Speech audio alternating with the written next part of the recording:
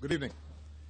This summer, make it harder for you to build confidence with your partners in international. The way to enforce this international norm is militarily, and even giving us the Assad regime extra time would not.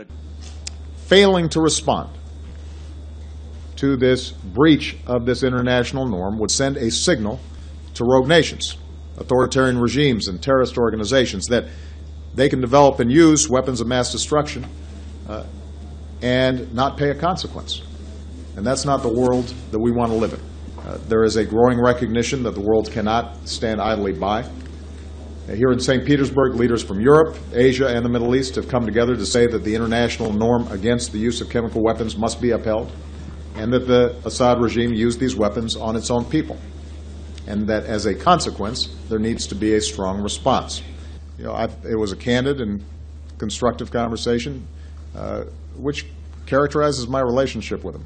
I know, as I've said before, everybody's always trying to look for body language and all that, but the truth of the matter is that my interactions with him tend to be very straightforward.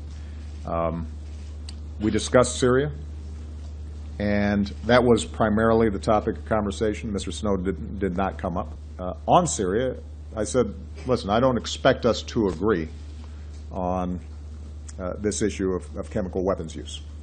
Although it is possible that after the UN inspector's report, it may be more difficult for Mr. Putin to maintain his current position about the evidence. What I assured President Rousseff and President Peña Nieto is that they should take, that I take these allegations very seriously. I understand their concerns. I understand the concerns of the Mexican and Brazilian people, and that we will work with their teams to resolve what is a source of tension. Thank you very much, everybody. Thank you, St. Petersburg.